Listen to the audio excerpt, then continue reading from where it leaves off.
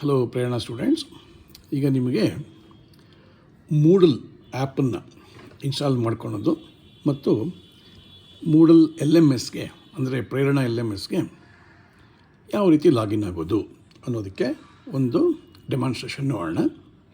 ನೀವು ನಿಮ್ಮ ಮೊಬೈಲ್ ಫೋನಲ್ಲಿ, ಸ್ಮಾರ್ಟ್ಫೋನಲ್ಲಿ ಪ್ಲೇಸ್ಟೋರ್ಗೆ ಹೋಗ್ತೀರಾ. ಪ್ಲೇಸ್ಟೋರ್ಗೆ ಹೋದಾಗ ಇಲ್ಲಿ ಸರ್ಚಲ್ಲಿ ನೀವು MOODLE ನೋಡಿ, ಮೂಡಲ್ ಕಾಣಿಸ್ತ ಮೇಲೆ. ಸೊ ಮೂಡಲ್ ಕ್ಲಿಕ್ ಮಾಡಿ. ಇಲ್ಲೇ ಆ್ಯಪ್ ಕಾಣಿಸ್ತಾ ಇದೆ, ಇನ್ಸ್ಟಾಲ್ ಬರ್ತಾ ಇದೆ. ಇನ್ಸ್ಟಾಲ್ ಮಾಡೋಣ. ಇನ್ಸ್ಟಾಲ್ ಮಾಡೋದಕ್ಕೆ ಸ್ವಲ್ಪ ಟೈಮ್ ತೊಗೊಳುತ್ತೆ. ಇನ್ಸ್ಟಾಲ್ ಆಯಿತು.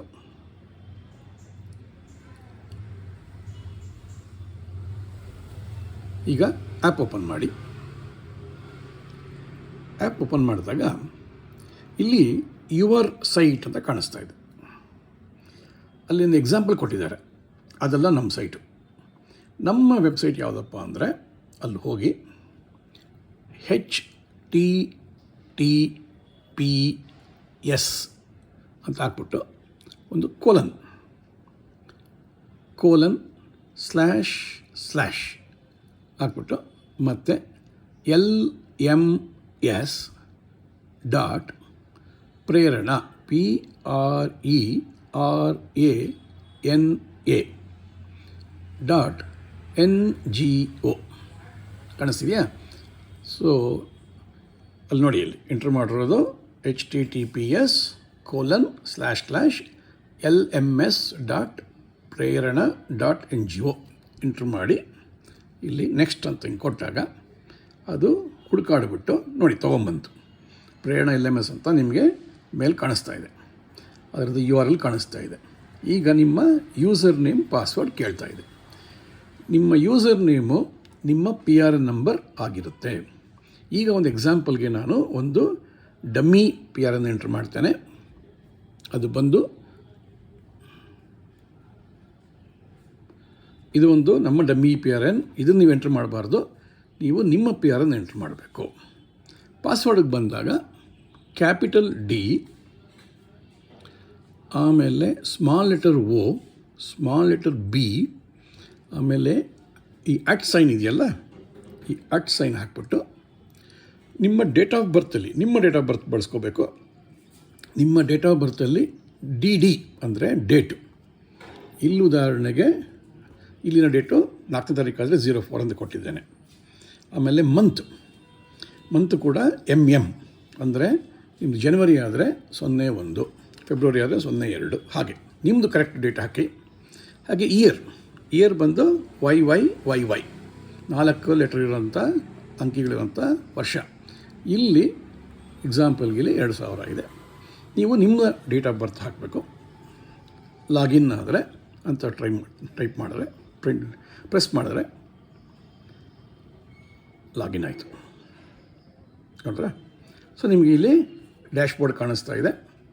ಇಲ್ಲಿ ಸೈಟ್ ಹೋಮ್ ಅಂತ ಇದೆಯಲ್ಲ, ಅದನ್ನು ಕ್ಲಿಕ್ ಮಾಡಿದ್ರೆ ಅವೈಲಬಲ್ ಕೋರ್ಸಸ್ ಅಂತ ಕಾಣಿಸ್ತಿದೆ.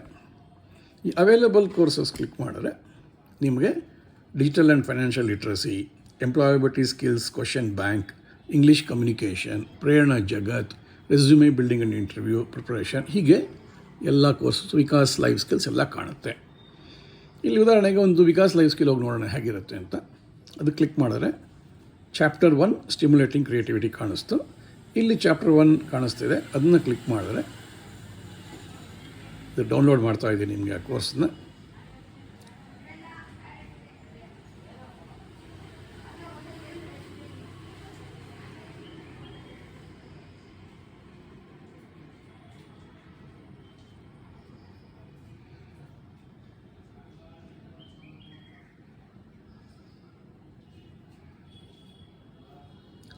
ಮೊದಲು ಫೈಲ್ಸ್ ಎಲ್ಲ ನಿಮ್ಮ ಲೋಕಲ್ಗೆ ಸ್ಟೋರ್ ಮಾಡೋಕ್ಕೆ ಸ್ವಲ್ಪ ಟೈಮ್ ತೊಗೋಬೋದು.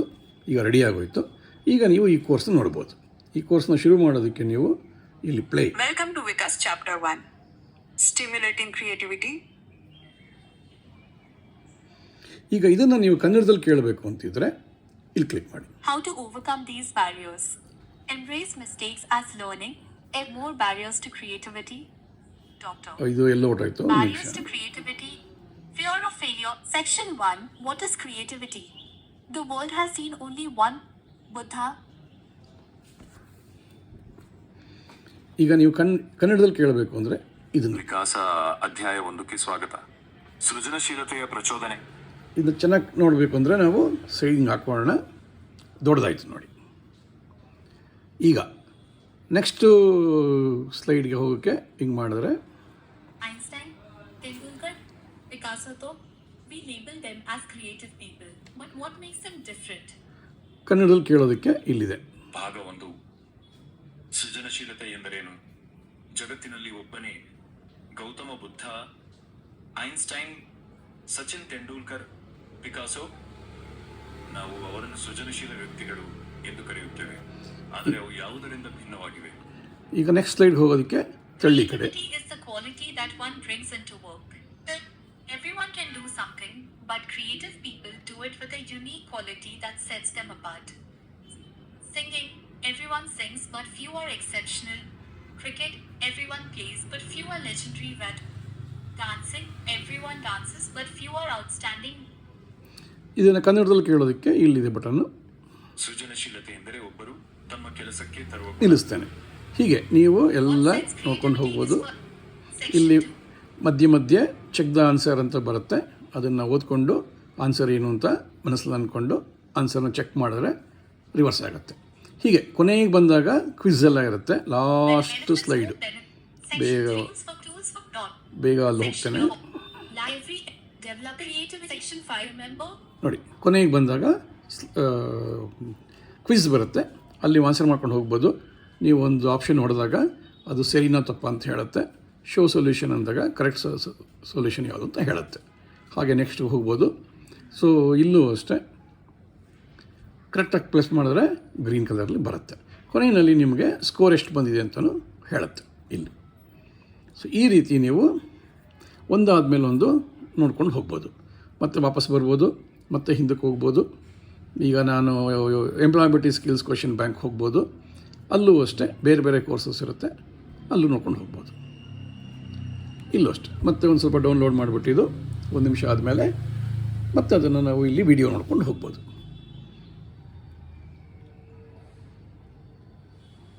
ಈ ರೀತಿ ನೀವು ಎಲ್ಲ ಕೋರ್ಸಸ್ಸು ಒಂದೊಂದಾಗಿ ಮಾಡ್ಕೊಂಡು ಹೋಗ್ಬೋದು.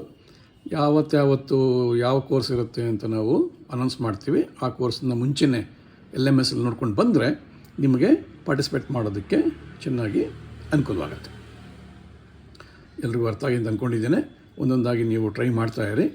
ನಿಮಗೆ ಇದರಿಂದ ಕಲಿಯೋದಕ್ಕೆ ಚೆನ್ನಾಗಿ ಅನುಕೂಲ ಆಗುತ್ತೆ. ನೋಡಿ ಬಂತು. ಸೊ ಮೊದಲನೇದು ಟೈಮ್ ಆ್ಯಂಡ್ ವರ್ಕ್ ಬಂತು. ಇದು ವಿಡಿಯೋ ಇದೆ, ಇದು ನೋಡ್ಬೋದು. ಹಲೋ ಪ್ರೇರಣಾ ಸ್ಟೂಡೆಂಟ್ಸ್, ಈಗ ನಾವು ಎಂಪ್ಲಾಯಬಿಲಿಟಿ ಸ್ಕಿಲ್ಸ್ ಕ್ವೆಶ್ಚನ್ ಬ್ಯಾಂಕ್ನಲ್ಲಿ ಟೈಮ್ ಆ್ಯಂಡ್ ವರ್ಕ್ ಪ್ರಶ್ನೆ 1ರಿಂದ 7 ಅದನ್ನು ಹೇಗೆ ಸಾಲ್ವ್ ಮಾಡೋದು ಅಂತ ನೋಡೋಣ. ಮೊದಲನೇ ಪ್ರಶ್ನೆ, A can complete 1/4 of work in 10 days and B can complete 1/3 of work. ಹೀಗೆ ಇದನ್ನು ನೋಡ್ತಾ ಹೋಗ್ಬೋದು ನೀವು. ಈಗ ನಾನು ಪೂರ್ತಿ ನೋಡೋದು ಬೇಡ. ಮುಗಿದ್ಮೇಲೆ ಆಚೆ ಬಂದುಬಿಡ್ಬೋದು. ಆಚೆ ಬಂದು ಲಾಗೌಟ್ ಆಗ್ಬೋದು. ಇಲ್ಲಿ ಲಾಗೌಟ್ ಅಂದರೆ ಆಚೆ ಆಗ್ಬೋದು. ಮತ್ತೆ ಬೇಕಾದರೆ ಲಾಗಿನ್ ಆಗ್ಬೋದು, ಯಾವಾಗ ಬೇಕೋ ಆವಾಗ. ಮತ್ತೆ ಲಾಗಿನ್ ಆಗಿ ಮತ್ತೆ ಒಳಗೆ ಹೋಗ್ತೀರಾ. ಮತ್ತು ಇಲ್ಲಿ ಲಾಗಿನ್ನು ಪಾಸ್ವರ್ಡ್ ಕೇಳುತ್ತೆ, ಎಂಟ್ರ್ ಮಾಡಿಕೊಂಡು ಒಳಗೆ ಹೋಗಿ ನೀವು ಮತ್ತೆ ಕಂಟಿನ್ಯೂ ಮಾಡ್ಕೊಂಡು ಹೋಗ್ಬೋದು. ಎಲ್ರಿಗೂ ಅರ್ಥ ಆಗಿ ಅಂತ ಅಂದ್ಕೊಂಡಿದ್ದೇನೆ. ಏನಾದರೂ ಪ್ರಶ್ನೆಗಳಿದ್ದರೆ ಕ್ಲಾಸ್ನಲ್ಲಿ ಕೇಳಿ ಇದನ್ನು ಇನ್ನೊಂದು ಸಲ ತೋರಿಸ್ಬೋದು. All the best.